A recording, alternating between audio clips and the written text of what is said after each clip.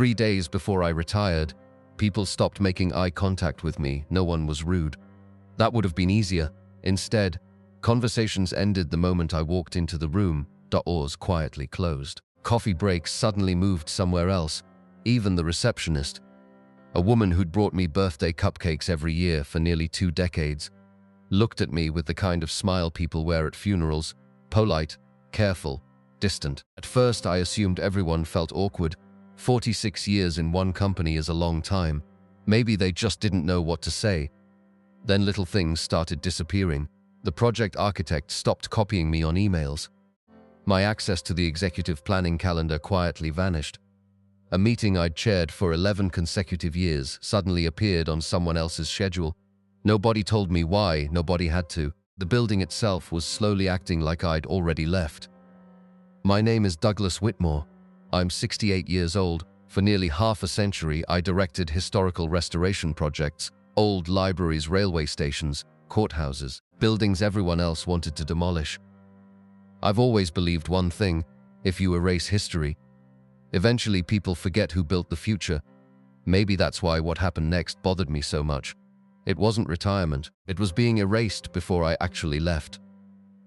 Wednesday afternoon, I walked into archive room BA space. Almost nobody visited anymore. The shelves held blueprints dating back 70 years. I needed one final drawing before finishing a report. As I reached for the cabinet, I heard voices, not loud, whispering. The room beside the archives had a thin connecting wall. Normally, I would have walked away. Then I heard my own name.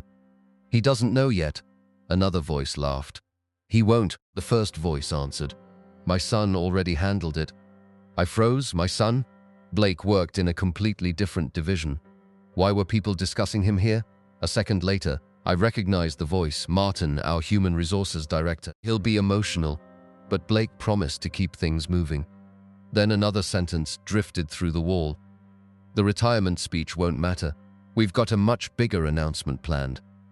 My heartbeat slowed, not faster, slow, because when people become frightened, sometimes everything suddenly becomes very clear. There wasn't going to be a retirement celebration. There was going to be a replacement ceremony, and somehow, my own son was helping organize it. I quietly left the archive room without making a sound. Nobody knew I'd heard them. I spent the rest of the afternoon walking through the headquarters, really looking, not at people, at details. The framed photographs outside the executive offices. My picture had already been moved. The display case showing company history. The caption beneath my largest restoration project had been replaced, not removed, rewritten. Instead of "led by Douglas Whitmore," it now read, "completed under the Whitmore Leadership Initiative." The Whitmore Leadership Initiative? That had never existed. Someone was already changing history, not by lying outright. By removing the person and keeping only the surname. It was subtle, almost invisible. Exactly the kind of change most people would never notice. I noticed, because preserving details had been my life's work. That evening I drove home instead of confronting anyone. Questions can wait. Evidence disappears. I preferred evidence. After dinner, I opened my company email one last time. Most folders looked ordinary. Then I noticed one I'd never seen before. Transition communications locked, restricted access. Except, someone had accidentally left preview notifications enabled. I couldn't open the folder, but I could read the subject line. The first one said, "Final speech order revised." The second, "Remove Douglas remarks after Blake's request." The third made my stomach tighten. "Audience reaction timing confirmed." Audience reaction timing? Retirement speeches don't require audience timing. Performances do. I closed my laptop, sat in complete silence. For the first time in 46 years, I wasn't preparing for retirement. I was preparing to discover why my own son seemed determined to make 400 people hear something. Before I was ever allowed to speak, I didn't confront Blake. Not because I was afraid of the answer, because after 46 years restoring history, I'd learned one lesson. People preparing a performance always rehearse it. So I decided to watch the rehearsal. The following evening, the hotel ballroom was supposed to be empty. The retirement banquet wasn't until Saturday. But at 6:30, the loading dock behind the ballroom was full of production trucks, lighting crews, audio engineers, decorators, enough activity for a concert. not a retirement dinner. I walked in through the service entrance wearing my old maintenance jacket. Nobody questioned me. People only notice executives when they're dressed like executives. Inside, the ballroom looked nothing like the elegant farewell dinner I'd imagined. The stage had been completely rebuilt. A massive illuminated backdrop stretched across the room. At first glance, it looked ordinary. Then I noticed the wording, not celebrating Douglas Whitmore. Instead, the center of the stage read, "The future Begins tonight." There wasn't a single mention of retirement, not one. I stayed hidden behind stacked equipment cases. A few minutes later, Blake entered with two senior executives. One of them was our CEO, Harold Emerson, a man I'd worked beside for nearly 30 years. He pointed toward the stage. "So after Douglas finishes," Blake interrupted. "He won't." Harold frowned. "What? I already solved that. He'll never get to the microphone." The CEO looked uncomfortable. "Blake, I agreed to shorten his speech. I never agreed to humiliate him." Blake laughed. "Nobody's humiliating him. I'm protecting the company." Harold folded his arms. "Explain." Blake walked onto the stage, picked up a wireless microphone, then began speaking exactly as if 400 guests were already sitting there. "Ladies and gentlemen, tonight isn't about looking backward. It's about finally moving beyond outdated leadership." I felt something inside me go completely still, not anger, clarity. He wasn't replacing my speech. He was replacing my legacy. He continued rehearsing. "My father built an incredible career, but every organization reaches a point where sentiment becomes expensive." Several production assistants nodded while taking notes. One even applauded. Blake smiled proudly, then delivered the line he'd clearly practiced dozens of times. "We don't honor the past by clinging to it. We honor it by getting out of its way." The room filled with polite applause. I quietly stepped backward into the shadows, not because I couldn't bear hearing more, because I'd already heard enough. As I turned to leave, someone grabbed my arm. I spun around. It was Amelia, our museum curator. She'd worked with me for 15 years. Her face had gone completely pale. "You heard it." I nodded. "How long have you known?" She looked down. 3 weeks. "Why didn't you tell me?" Tears filled her eyes. "They made everyone sign confidentiality agreements. If anyone warned you, they'd lose their jobs." I looked back toward the ballroom. "Who planned this?" She answered immediately. "Blake. The executives wanted a retirement dinner. He wanted a succession announcement. He said your speech would make people sentimental, so he rewrote the entire evening." Then she handed me something unexpected, a black presentation folder. "I wasn't supposed to give you this." Inside was the complete running order, every minute, every cue, every speech, my retirement remarks, originally scheduled for 20 minutes, crossed out in red ink, replaced with 3 words, "Thank you, Dad." Estimated time, 90 seconds. After that, Blake would deliver a 40-minute keynote, introducing himself as Executive Vice President of Strategic Development. I frowned. Executive Vice President? That position didn't exist. I turned another page. The final schedule shocked me even more. After Blake's speech, every department head would be invited onto the stage, one by one, to publicly pledge support for the next generation. Not one of them had been asked. Their names had simply been printed into the program. They weren't guests, they were props. I closed the folder. "Has the CEO seen this version?" Amelia shook her head. "No, Blake keeps giving him edited copies." The CEO thought he was attending a retirement celebration. The board thought it was a retirement celebration. The guests thought it was a retirement celebration. Only Blake knew it was actually going to be his personal coronation. I smiled for the first time all week, not because I'd uncovered the truth, because Blake had made one mistake. He believed controlling the stage meant controlling the room. After spending 46 years designing exhibitions, I knew something he didn't. The person who controls where people look controls what they remember. And Saturday night, I intended to make sure 400 people remembered something my son had never even considered. Saturday arrived. I wore the same navy suit my wife bought me for our daughter's graduation. She used to say it made me stand straighter. I think she was right. The ballroom looked magnificent. Crystal chandeliers, fresh white lilies, Round tables filled with former clients, architects, preservation societies, city officials, and employees from nearly 5 decades, 412 people. I knew almost every face. They smiled when they saw me. Not because I was retiring, because they believed they were coming to celebrate 46 years of work. I couldn't bring myself to tell them otherwise. Blake moved through the room like a celebrity, shaking hands, giving directions, correcting waiters, adjusting lights. He barely acknowledged me.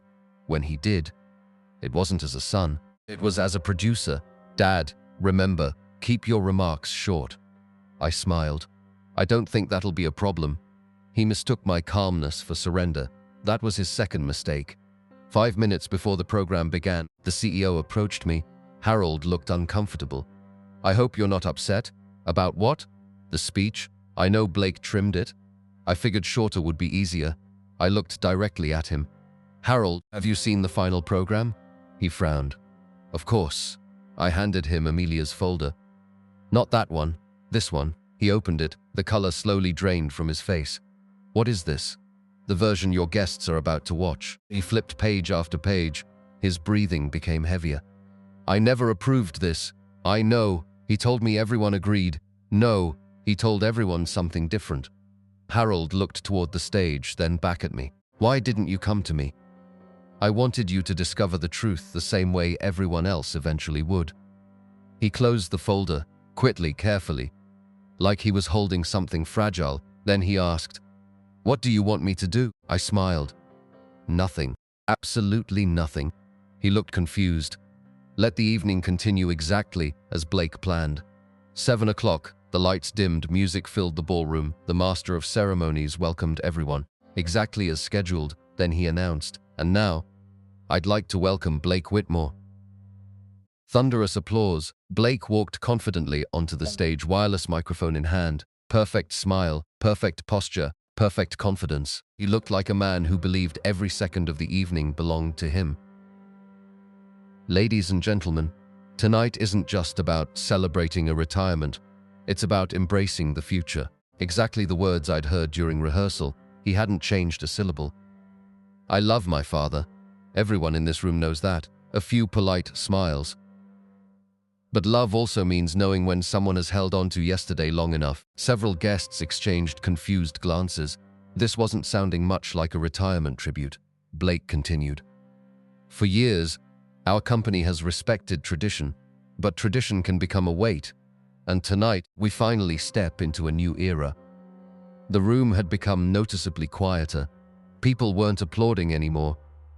They were listening, trying to understand why my retirement suddenly sounded like a leadership campaign. Then Blake smiled toward the audiovisual booth. "Let's begin."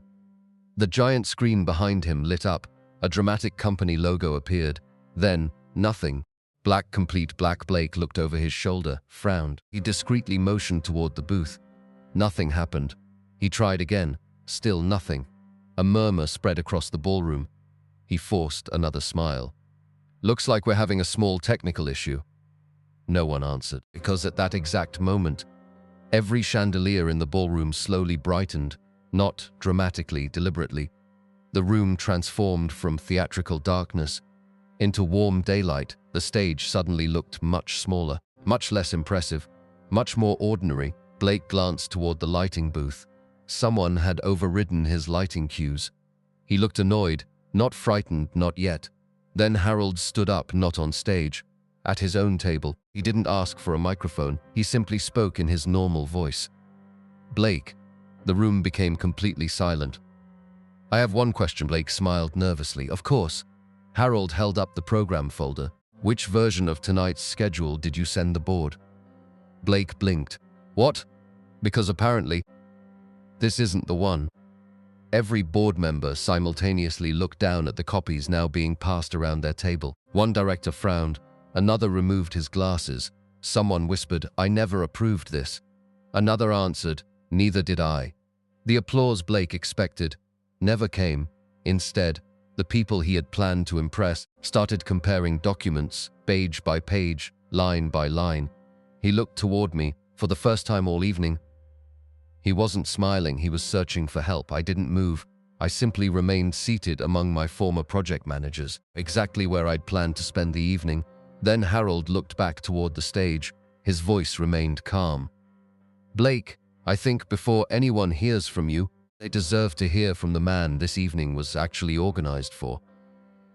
The ballroom erupted into applause. Real applause. Not because anyone had been instructed to clap, because 400 people had just realized someone had almost stolen another man's farewell. And this time, they weren't going to let it happen. I walked to the stage without picking up a single piece of paper. My speech was gone. Blake had made sure of that. 46 years of handwritten memories had been torn into strips 2 days earlier. As I reached the microphone, I looked down, then smiled. "You know, I've spent most of my life designing exhibitions. The first lesson every curator learns is that if someone removes the label from an object, the object doesn't lose its history. It only reveals the character of the person who removed it." The ballroom became completely silent. No music, no phones, just people listening, real listening. When I joined this company, we occupied half of one warehouse.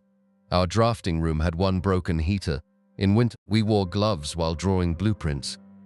A few older employees laughed. They remembered.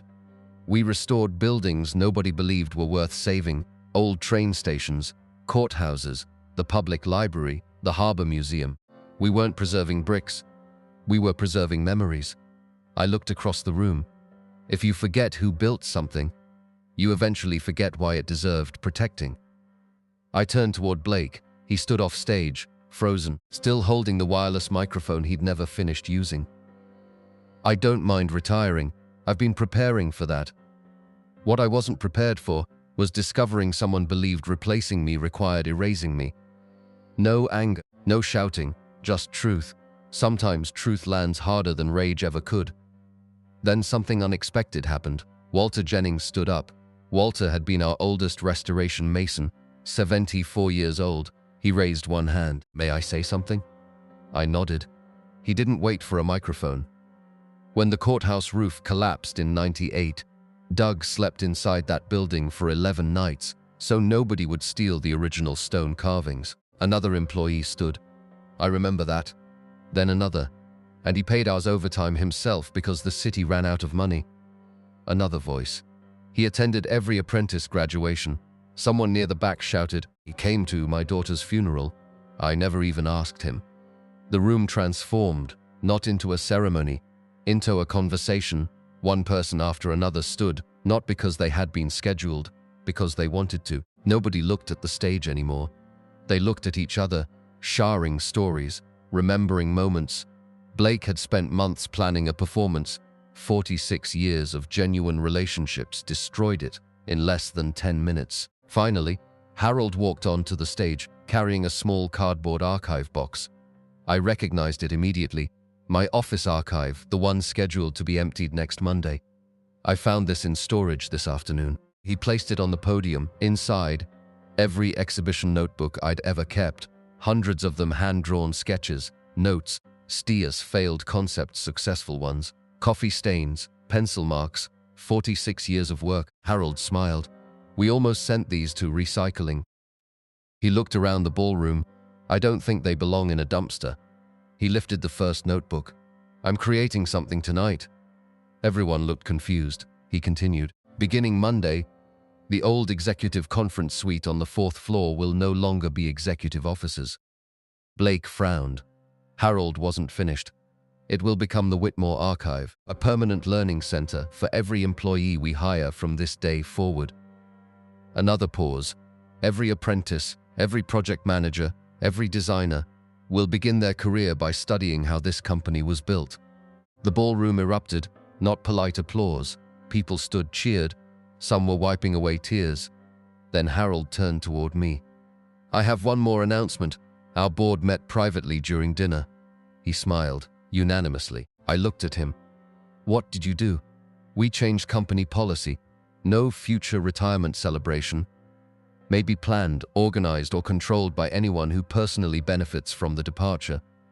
Laughter rolled through the ballroom. Even I laughed. It was simple, practical, and impossible to manipulate. Blake quietly walked toward the exit, not because anyone asked him to leave, because there was nowhere left to stand. Before he reached the doors, I called his name. He stopped, didn't turn around. "You tore up my speech." He nodded silently. "I know. I've decided not to rewrite it." He finally looked back, confused. "Why?" "Because tonight, I realized something. A speech disappears. A reputation doesn't." He lowered his eyes. For the first time since he was a little boy, he had absolutely nothing to say. He walked out alone. No applause, no anger, no dramatic ending. Just the sound of heavy ballroom doors quietly closing behind him. I officially retired 3 days later, not at a banquet, not under stage lights.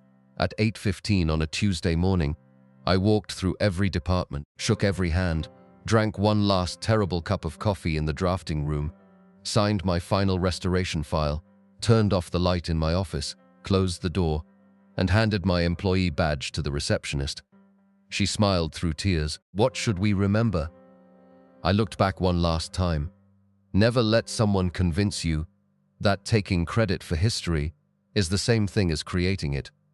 Then I walked into the morning sunlight without applause, without cameras, without speeches, exactly the way I had entered the company 46 years earlier, just another employee, doing an honest day's work.